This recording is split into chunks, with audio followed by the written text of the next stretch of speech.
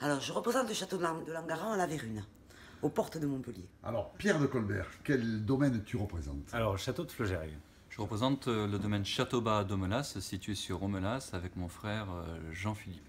Le domaine de la Tribale, Qui est situé? à Guzargues. Je suis un des deux représentants du domaine Henri, puisque je travaille avec Laurence, mon épouse. On a un domaine d'une grosse dizaine d'hectares à Saint-Georges-d'Orgue. Le Chez d'Emilien, situé sur la commune de Sussargues depuis 2012. Dominique et Valérie du domaine Roquemal à Villeveyrac. Isabelle Claudenine à Fabrègues. Philippe et Stéphanie du Clos de l'Amandé à Omelas. Jean du Mas d'Arcaille à Saint-Brézéry. Fabien et Pascal du Mas de Janini à Saint-Bosile de la Sylve. Alors pourquoi les grès de Montpellier? Alors, il faut savoir que les grès de Montpellier, c'est 46 communes et 4 terroirs. Donc on appelle ça les 50 nuances de grès de Montpellier. C'est une création qui s'est imposée par la logique.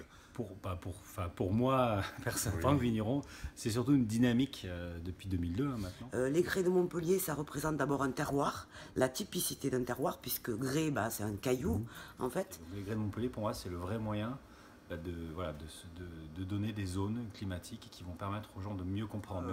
Coincé entre la mer et les Cévennes, on a un terroir particulier avec un climat bien distinct et c'est ça qui nous différencie des autres. Il y a une signature. Il y a une identité.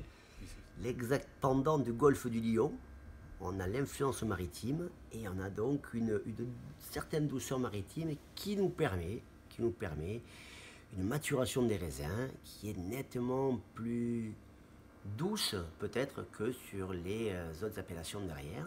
On travaille sur des vins qui sont cachemire, des vins féminins, des vins tout en douceur.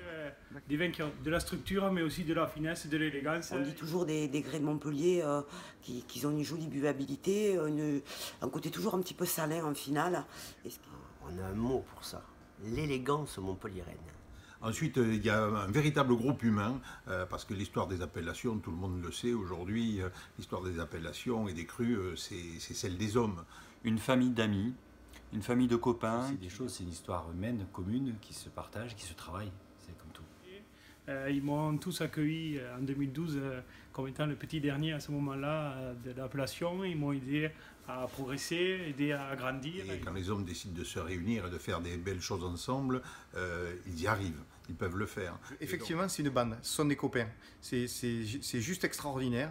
À chaque manifestation qu'on fait, les gens ont l'impression de voir une bande de potes qui promeut leur association. Une belle aventure humaine avec Montpellier, ville-centre. Et puis c'est l'appellation emblématique de la ville, donc évidemment on en est très fiers. Bien sûr, Montpellier est une grande et belle ville qui a de l'ambition, et nous, vignerons des grès de Montpellier, nous en avons aussi. Et l'ambition, c'est d'être appellation bien sûr à part entière. On y travaille et d'ici 2 ans ou 3 ans, on y sera. Ça va déboucher très certainement vers la future grande appellation du Languedoc, parce qu'il y a toujours eu des appellations qui sont succédées. Et la prochaine, il faut miser dessus, c'est les grès de Montpellier.